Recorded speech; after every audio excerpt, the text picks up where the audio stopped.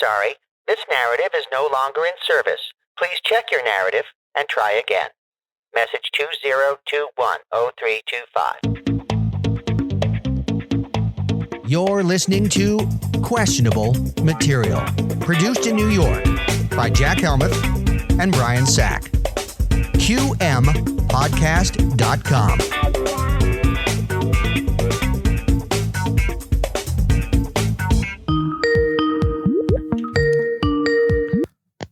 Painting Pros. My name is Tommy. How can I help you? Hey, Tommy. I was drunk dialing businesses, and could you tell me again what your business name was? Yeah. Painting Pros. Painting Pros. Oh, good. Yeah. Cool. You know what? I mean, I was going to just hang up because I think it's hilarious to drunk dial businesses, but I actually do need a painting job here done in the house. So I was wondering what sort of services you guys offer and what sort of the cost is. Sorry, I'm drunk. Well, we do painting. Cool. That's a really simple business model. Yeah, we figured it out. We just wanted to do painting, so we came up with the name Painting Pros, so we could just advertise our businesses as people who paint. Mm-hmm. In a professional manner. Sure. That's what the pros stands for, isn't it? Well, originally it was Painting Pros and Cons. Oh, okay. But we couldn't get the listing for that, so we just shrunk it down to Painting Pros. Because the cons thing, we wanted to set expectations, which is very important in business. Sure. And we didn't want people to think that there were no cons associated with painting. Right. Now that makes sense. What are some of the, I'm a positive type of guy. What are some of the pros to your business? Well, you tell us what you want to do as far as paint colors. Mm-hmm. Like if you go to Lowe's or Home Depot or any hardware store and say you bought some Benjamin Moore and it was called Misty Concrete or Nacho, and you have that kind of paint color, we have a calculator. We can figure out how many gallons of paint you'll need based on how much wall space you have. Mm-hmm. And the pro being that, first of all, we'll know exactly how many gallons of paint you need. We won't overbuy or underbuy. We buy. And on top of that, we know how to get the paint from the can onto your wall. And it's awesome. Yeah. And that gives you the color that you want it. So if you were to look at your wall, say today, and you looked at your wall and you said, oh, I wish it looked more like the color musty towel, then we would go to Lowe's or Home Depot and order exactly that much. Well, this is so comforting to hear. First of all, I always worry that painters who will paint my house will do it more in an abstract way and just throw buckets of paint on the wall and then say $10,000, please. Yeah, well, that's modern art, and that's not something we do. It's not something we support. We just do traditional painting. So we'll use, say, like a brush, or a roller. Man, did you know there's a pole that you can put on the end of a roller so you can reach up high? So you don't need to hire a 9-foot person. You could be a 4-foot person with a 5-foot pole. Good Lord, I haven't even thought about this stuff. This is why I keep telling my damn wife we need a calculator like you guys have. See, and that's one of the pros. That's why we're Painting Pros. How did you swing the calculator? Well, I have a son and he was taking a math class. Mm-hmm. And they allowed him to use a calculator. So I took it. Is there anything in your life you don't have going right? Well, I mean, that would be the cons. Oh, okay. Go ahead. First of all, we spent most of our money on rollers and poles, extension poles. So we can reach pretty much everywhere and cover lots of space. We have no money for drop cloths. So one of the cons would be, if you have furniture or rugs or wood floors or what have you, you can expect a certain amount of spillage is the term we use in the painting business to occur, which can, of course, damage upholstery or rugs or floors and cause a little bit of consternation. So, of course, that is a con. We have floors everywhere. Yeah, we've seen that in pretty much everywhere we've been. And, we try to not get paint on the floors. Obviously, that's a negative. It's a thing you don't want to do. But it's very hard because, Rufus is there. He's wild. He's a Caucasus mountain dog. He sees paint cans as the enemy. He'll attack them. He thinks he's attacking some kind of an animal, but no, it's several gallons of paint. And before you know it, it's all over the floor and you're chasing after Rufus, of course. And we like to wear flippers as if we were scuba diving because we like the sound of a flipper on a hardwood floor, to be honest. When you're painting, it kind of breaks up the monotony of painting. Sure. So of course, I do worry about the mental health of my painters. So that gives me great comfort. Thank you. You're welcome. So I'm a little concerned, though, about this Rufus character. Caucasus Mountain Dog. Yeah, no, I know that. So you're going to allow a fairly wild animal into my house who's going to attack the very things you're using to paint my home? Well, Rufus is a member of my family. I rescued him. He's a rescue. He's from the shelter. He's scared. Whoever had him before was not nice to Rufus. Right. And did not bring him on all his jobs. Whereas I'm different that way. Rufus is part of the family. I consider him like an assistant. He's someone who wants to help us paint. He doesn't know what he's doing, of course. He's a dog. He's got a lower IQ than many dogs. And of course, he does have a tendency to attack gallons of paint. Does he consume a lot of paint? Is that what makes him a little bit less intelligent? Well, I have reason to believe that he's consumed a lot of lead paint in the past. Okay. What would those reasons be? Well, he acts like an idiot. He just acts like a straight up idiot. He's super dumb. Like, when he has to go to the bathroom, you'd want your dog to kind of walk up to the door and maybe sit and bark or sit and wait. And he puts on the toaster. He plugs in a toaster. He'll step his little paw on the toaster, pushes it down. And of course, I'll be in another part of the house and I'll smell something burning. And I know, Rufus needs to go to the bathroom again. That feels highly intelligent. Well, you'd think that, but based on the notes he writes me, he's not that bright. Like, okay, give me an example of the most recent note Rufus gave you. He didn't like his food mixture. Okay. I'd been giving him basically 80% dry food and 20% wet food. Mm-hmm. And he said, in his silly dog ways, more wet food, please. But he spelled please, Plees. If you can imagine that. That's embarrassing. It is. I don't want an animal that's stupid in my property. I'm sorry. I know he comes with you, but it's going to be a deal breaker for us doing business together. I don't want a dog who can't spell basic fourth grade words. Not a problem. I'll bring a stake. I'll stake him out in the front yard. And then when I'm done, I'll come get him. How much lead paint have you eaten? Well, I mean, I've been in this business for a long time. My dad was in this business for a long time. He used to feed me paint. It used to be much better. The flavor back then was so much better. The lead just added so much to it. Sure. That you just don't have that these days. And it's kind of a shame. They've taken all the flavor out. Imagine a Frosted Flakes without sugar. Right, of course. Well, this is the problem. Like, I don't want to get political with a stranger, but this is why big government is a real problem. That's what I did. That's what you did. I'm sorry. Wait, what did you do? I wrote that. Big government is the real problem. Mm-hmm. Where did you write it? On the wall of somebody whose house I was painting. And you can imagine they did not like it. I bet not. Whose house were you painting? The head of city council. Okay. He took it as it was directed at him. Of course. In his master bedroom, mm-hmm. which he took great umbrage to. I bet he would. But it was me just voicing a random opinion that came into my head as I was painting his walls. With right. Crimson green. And how did you guys settle this dispute? The usual way. Oh, what's the usual way, though? I have a 9-foot pole. You know what? I'm gonna go ahead and do business with you. Well, thank you. I'm going to go ahead and take your business. Okay. So I was wondering if we could maybe start with my daughter's room. Sure. Do you have a color in mind? She's white. So, Brian, recently on the show, we did a Jack. segment. Yeah, no, it's good. It's, why this show is so popular is our comic timing. So anyway. Thank you. Okay. Recently on an episode of the show, we got into something we haven't normally gotten into, which is music.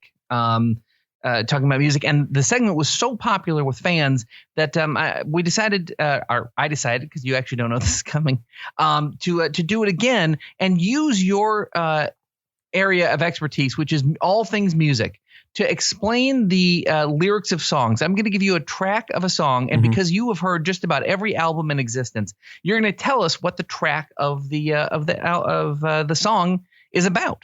That sounds like a great idea. I love music so much, and it's a part of my life. I mean, I wake up to music. I spend my day listening to music. I can see my wife saying words, yelling at me, but I can't hear because the music is just so loud in my headphones. And I walk down the street listening to music. I get struck by vehicles listening to music. I'm just in the hospital. I don't know what the nurse is saying. I've got my headphones on. I love songs, Jack. I love going to bed to music. I love music keeping me up all night, to the point where I have some kind of auditory psychosis and I just hear noises that aren't really there, like a phone ringing, because I haven't slept because I love music so much. Wow, you really love music. It's okay. Yeah. Okay. Well, so you're the perfect guy. So what we did last time was we went through Paul McCartney's last album, right? His most recent album that had just come out, and we talked about that. So now, another singer who was in the news in the last month or two is Tony Bennett, of course. Now, his family, Tony Bennett's family, admitted recently that Tony's had been fighting Alzheimer's disease. Oh, really? Since 2016. Well, you must know that. Of course, I knew that. I was putting together a paper about it. Oh, wow. What's the paper called? Tony Bennett's Alzheimer's, a study of geopolitical uncertainty in troubling times. Whew. Sounds funny. Yeah. So let's dive into Tony Bennett's last album. You're a huge fan, right? Yes, big time Tony Bennett fan. I've got all the albums, most of the posters, a lot of the koozies, the drink koozies. That was a huge thing back in the day. So Tony Bennett, yes, love him. One of his most recent albums, released on September 14th, 2018. So I wanted to let's go through some of the tracks, and you can tell us what some of these beautiful Tony Bennett ballads are about. Okay. Yep, absolutely. Okay, so track number 1. Oh yeah, really interesting. Yeah, is called S Wonderful. Swonderful. Yeah, it's 2-minute 52-second track, and we'd love to sort of know about this song. I'm sure our listeners would be very excited. Yeah. So basically, that song is about a gentleman who's in love with a lady. Oh, nice. And he wants to woo her, to win her over and steal her away from her husband. And so what he sees the Swiffer. His wife has a Swiffer. Yeah, of course. And he has an idea because he wants to leave his wife and pick up this woman. It's a romantic song. And he sees the Swiffer and he says, well, I bet the guy who invented the Swiffer got the ladies. So what if I invent something even better called the Swonderful? So the song kind of follows along as he kind of comes out like, what does the Swonderful do? Yeah. Tell us. Go on. This is an incredible story that I want to hear unravel. Well, the Swonderful cleans your floors, of course, because that's super important because that's what a Swiffer does. But how do you one up the Swiffer, which basically you just push and it cleans your floors or kind of gives the illusion of it by making it smell like you clean? Right. The Swonderful does that, but it has 2 poles. And so the idea being the man and woman would kind of hold each pole and push and swift together, which is which is Swonderful. And then as they're cleaning the house and pushing the dirt into different places, kind of just relocating the grime and the hair. Like a Swiffer does. Yeah. They're looking at one another and falling in love. Wow. That's really one of the stupidest things I've ever heard. Why don't you like it? Well, I mean, man and a woman shoulder to shoulder sweeping is just not practical. I mean, like you couldn't get through doorways. You couldn't sweeping is really, inside a home, probably a 1-person job. if you're going to be so close to each other. Yeah, but I mean, that's how you fall in love. You're together. You're not necessarily cleaning, but just moving things around with a disposable mop head that'll wind up in the Pacific in a matter of months. And you're falling in love. You're falling for that person, and you have shared interests. You have an interest in the appearance of cleanliness. That's a lot of story for 2 minutes and 52 seconds. Tony Bennett is known for packing a lot of story into his songs. Yeah, I guess so. Well, that's why he's one of the masters. Track number 4. Oh, right. Oh, yeah, I know, right? Nice Work If You Can Get It. Yes. Tell us about that song, please. Well, it's about becoming a diversity, equity, inclusion officer at a Fortune 500 company. And I see. Because it doesn't take a lot of background. It doesn't take a lot of education. Doesn't take a particular amount of skill, but it pays well. And really your job is just to find fault with things, which I know I'm very good at. I'm sure you're good at it. Most people can find something to complain about somewhere. And so it is nice work if you can get it. Boy, it really is. And especially, I mean, I always felt bad for those people who, majored in that in college and had nothing, no way to earn a living with it until we've sort of have made up these pointless middle management jobs. I'm really excited for them now. Well, that's nice work if you can get it. So topical. Good for him. Yeah. Track number 7. Is this a good one? Oh, yeah. If I recall, it is. Yes. Yeah. Which, of course, the title is Somebody Loves Me. Somebody Loves Me. Right. That's the whole title. Yeah. If I recall. Yeah, that's the whole title. That's Somebody Loves Me. Right. Yeah. Because all this stuff back and forth. I mean, it's not like you're just making this up. It's not like you've never heard this stuff and are just making it up on the spot right now. You know this stuff. Absolutely. Yeah. Somebody Loves Me. Yeah. So tell us all about the Tony Bennett song, Somebody Loves Me. Is this a ballad? It's a love ballad. Yeah. And it's just about a kid who's walking home from school and a white van is kind of shadowing him as he's walking. And then he comes up to an intersection where he's going to cross the street and the car's waiting and he's waiting to see if he can cross the street. And the gentleman driving the van looks over at him and waves. And the boy thinks, oh, somebody loves me. Oh, yeah. And then that's so nice. Oh, is there more to the song? Well, there's more. The man, kind of directs him to cross the street and the boy starts crossing the street. And then the man leans out of the driver's side of the door and just starts talking to the boy. Just to make sure he's okay, right? To make sure he's okay. And if he wants to see the puppies that are in the back of the van. Oh my gosh. I love puppies. Yeah. I hope that does the kid do it? I hope. Oh yeah. That's great. So go on. What else happens? Well, and then you just see the van driving off and the boy's sitting in the back of the van and he's in a burlap sack and he's just thinking, somebody loves me. Oh, geez, that took a dark turn. That's an odd choice for Tony Bennett to make. Yeah, it's that was exactly what the label said. They were furious. They didn't produce the music video. They refused. So he produced it out of his own pocket.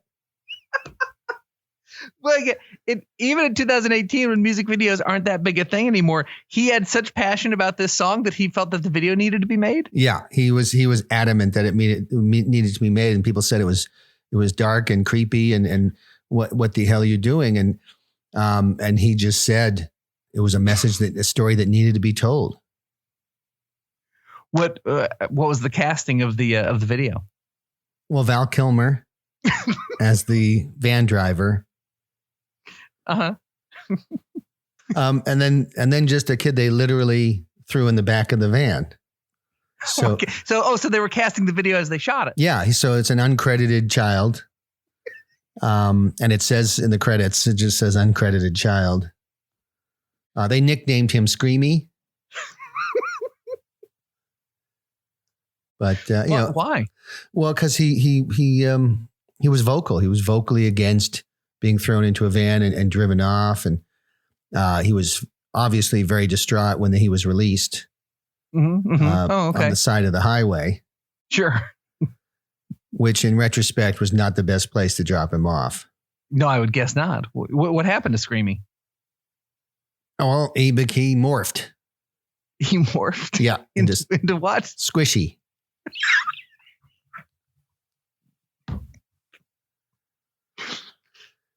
And, it's a felony. For the truck driver who hit him, or? No, just, the kidnapping and dropping somebody off on the side of the highway. And it's unfortunate. Wow. But it's a catchy song. So you're telling me you can't kidnap a kid if you're Tony Bennett anymore and leave him on the side of the highway? Is that what you're telling me? Yeah, it's not wanted. It's, know. This is Obama's America. We're still dealing with the fallout from this. Yeah, it's unbelievable. Years later. Man alive. All right. Track number 8. It follows Somebody Loves Me. Track 8. Do It Again. Yes, Do It Again. Wait, what's that song about, Brian? Do It Again. Well, it's about the Enola Gay.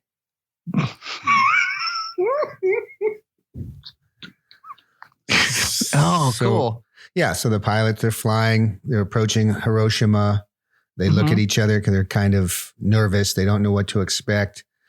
And then they drop their payload and head out. And of course, there's this tremendous flash and carnage and stuff. And then they look at each other and they kind of feel like, wait a second, let's do it again.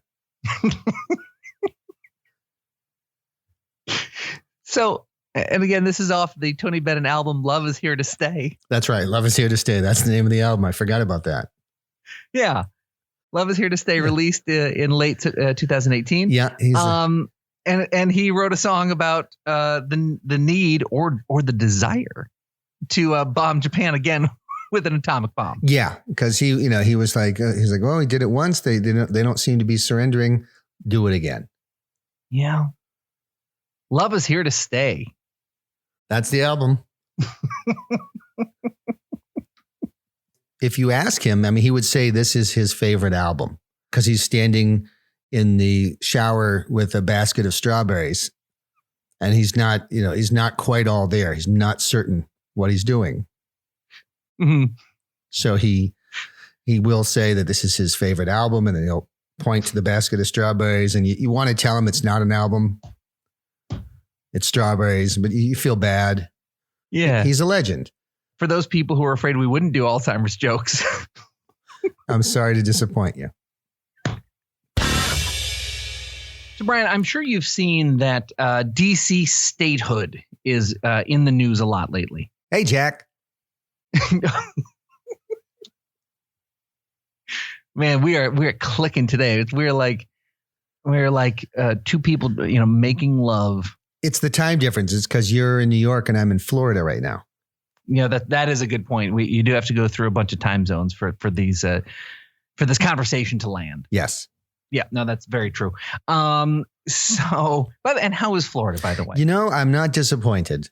I was driving and I saw a sign for a bar, and it said full liquor bar, and they spelled liquor LICKER. Mm-hmm. So that was wonderful. Sure. And I went to a gun range and with the kids, and they had a poster that I sent you the picture of a Saudi looking man with a gun to a ginger lady's head. Yep. Which was as politically incorrect as it is wonderful and funny. And they also had a full liquor bar. They all had a full liquor bar in the gun range. No, but the gentleman working the gun store did pull out his shirt to show me a bullet wound inflicted by his quote unquote old lady. That's amazing. Yeah, so she was mad and she shot at him, which is just a normal thing to do. I suppose so. Florida man. Florida woman. Man. Yeah, Florida man, Florida wife. Well, so DC statehood is in the news, and it's a hot button issue. Democrats want it supposedly to make sure that everyone has their voice heard. I think it's probably a little bit more about getting more seats in Congress, in the Senate that are going to vote Democrat. Oh, I can't believe they would think that way. I was wondering if you could tell us, you're a state scholar. That's a thing, right? Yeah, I'm a scholar of states. Yeah, I'm big into statehood and state trivia and all sorts of things. How will things be different in D.C. Once it is a state instead of just a district? Well, all the license plates will have to change. Yeah, of course. Because they currently say taxation without representation. And that would have, because now they have representation. Right. And so those license plates would change. It would say, "We done did it," with an exclamation point. Okay. And they won't really come out and say what they done did, but everybody kind of knows. Yeah. No, that makes sense. I'm surprised, because it also would have worked just to sort of use some whiteout and just have it say taxation. That's true too. Yeah. That's what you don't think about when you're fighting for your statehood. Or just representation. So you could save money on plates and just block out the without. Yeah. You could have taxation and representation. Yes. You'll get a little ampersand sticker that you can peel off and put on your license plate. Yeah. So every resident, all 700,000 of these people in this new state that's 8 miles long, would have that. Right. And have it mailed to them. Yes. Cool. Well, that's great. That's a good use of funds. What are some other changes that we can expect? DC is a big tourism hub as the center of the American government. What other changes would tourists see as they visited our nation's capital? Well, you have the Denzel Washington Monument. Really? Yeah. Is that just the what? Okay. Well, I'm going to back off here and just ask, what is that? It's the Washington Monument, but it's just been repurposed to honor Denzel Washington, who's a legendary actor. He's great. And they just felt like it was time. George Washington has had 200 something years of being appreciated. Now it's Denzel's turn. So is this more about Denzel or more about sort of saying we've had enough of George? It's a little bit of both, to be honest. Okay. George had a good run, but it's time for change. And and that's super clear when you go to the Lincoln Park Memorial. A repurposing of the Lincoln Memorial to honor the rock band Linkin Park. That's correct. That's good. Yeah, you figured that out. So what they did was they just kind of lopped off Abraham Lincoln's head. Sure. And they attached a rotating head that has all the band members of Linkin Park. And so every hour, it turns to a new head. And it's, the changing of the guard ceremony. I was just going to say, yep. Yeah, it's very similar. So you line up, you wait, and then you watch as the head turns to the new face. And then everybody cheers, and they come back about 58 minutes later. Wow, everyone really wants to see these faces of musicians they don't really know or recognize. That's so true. Boy. Well, that's a really exciting change. I'm glad we got out of all these colonial relics out of circulation. Yeah. Yeah, and that the Lincoln Park Memorial is not far from the Supreme Court. What sort of business is done at the Supreme Court? Singing.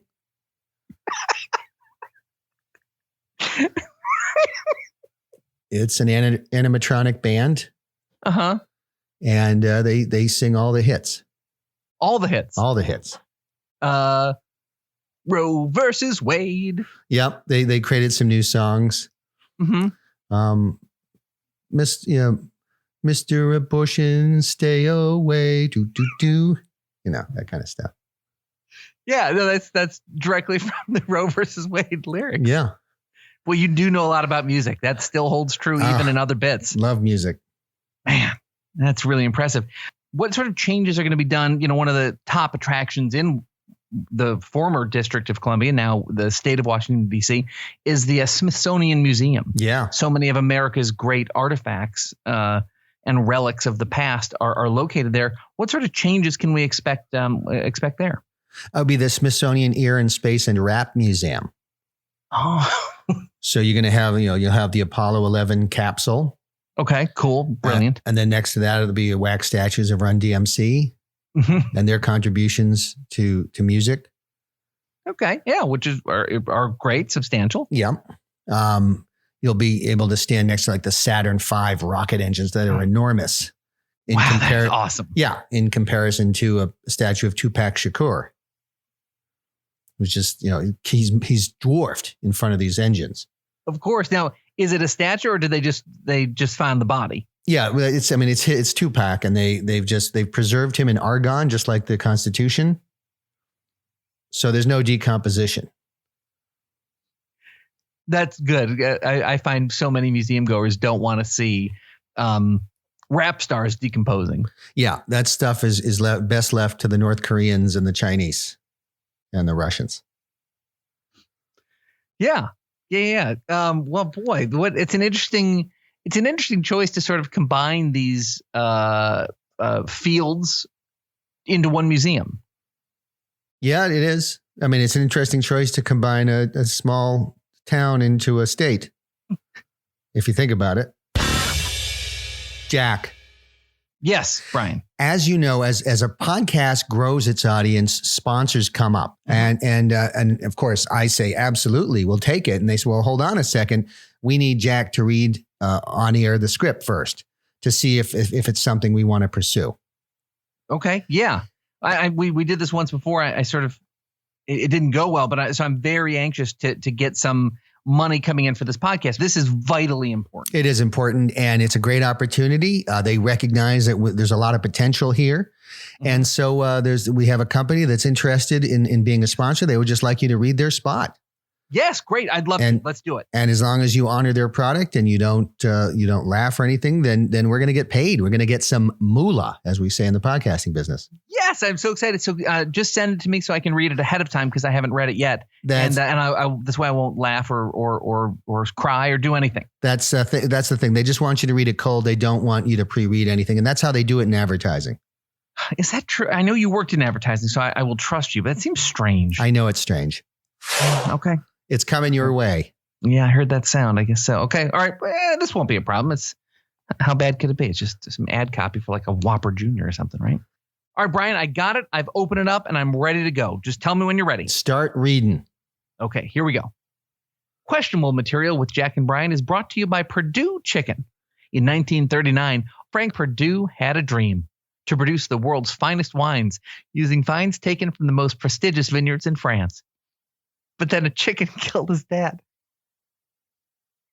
And Frank's life changed direction forever. Well,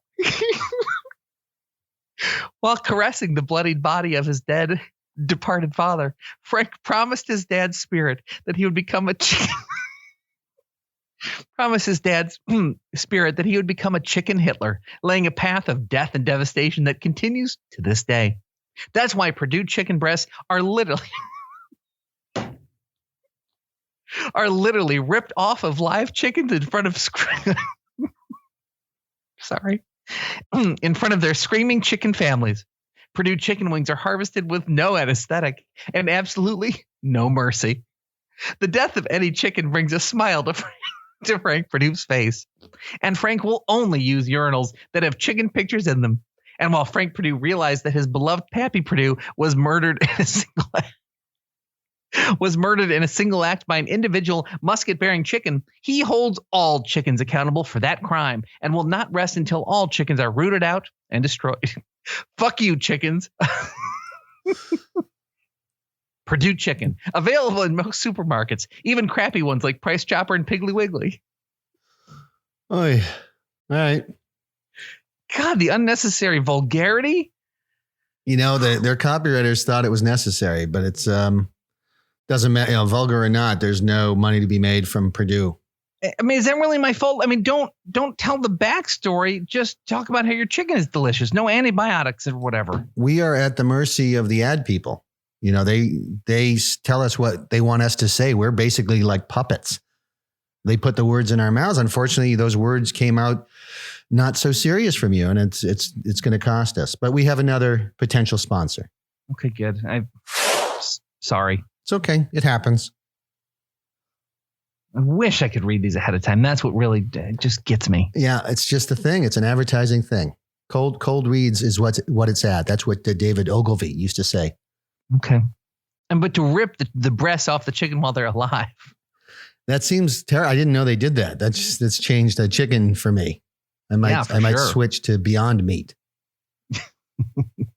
Okay, I just received the most recent script, and I'm ready to go whenever you are. Very good. Take it away. Thank you. Questionable Material with Jack and Brian is brought to you by Random House, publisher of the new children's book, Timmy Holiday and His Magic Wand. As a student at Harperville Middle School, Timmy Holiday's life is nothing but bullies and boredom.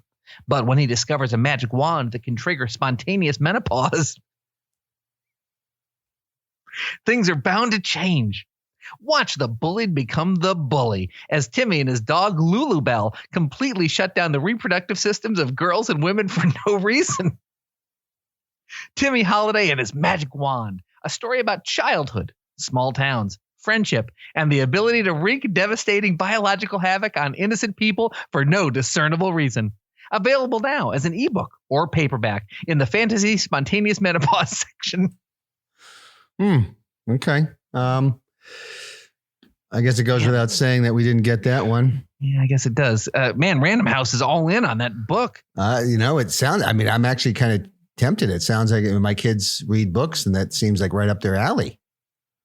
Yeah, what does that say about your kids? They're readers.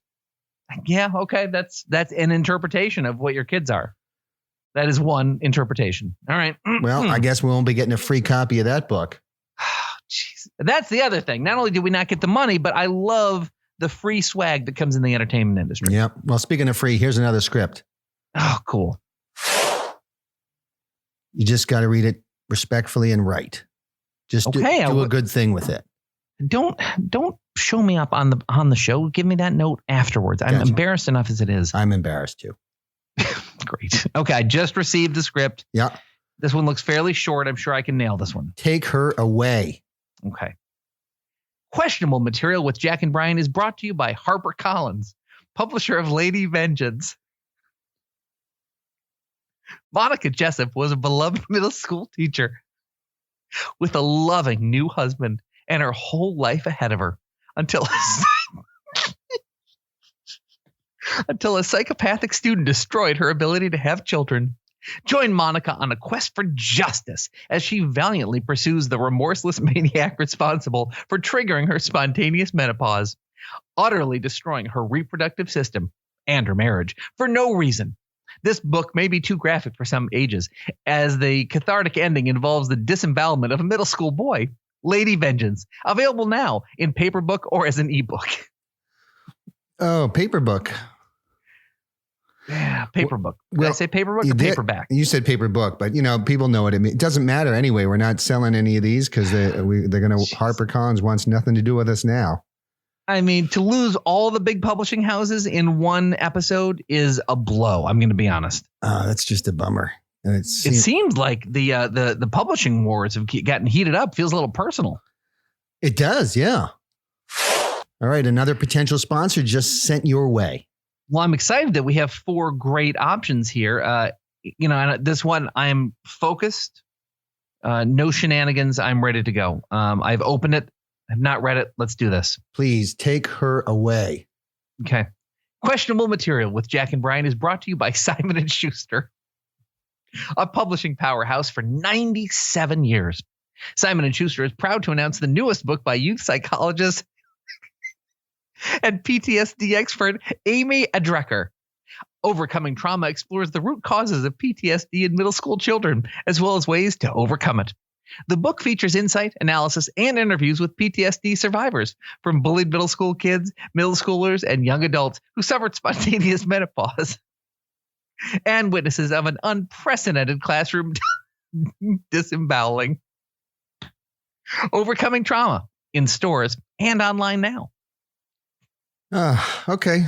That's a shame because Simon & Schuster was one of the publishers that published one of my books. I thought we might have a chance there, like a little extra connection, but I'm pretty sure they're going to hold that against you. We're bound to get sponsors. They're coming. You can feel it. Just got to be able to read the damn script. Anyway. Enough. Okay. Enough. All right. Sorry. All right. Anyway, thanks for listening. Thank you for listening. Appreciate it. Have a great day. How's that? It's fine. Please follow us. Is it follow now? They switched it from subscribe to follow. Doesn't matter. Doesn't matter anymore. Jack's upset. He's angry. He's hurt. He's squandered multiple opportunities for income. And it's because he can't take something seriously. He can't just be a professional. And it sucks. It really sucks. Yeah, forget it. Who cares? That was questionable material. Make sure to subscribe to the podcast. Make sure to review the podcast. Make sure to visit qmpodcast.com.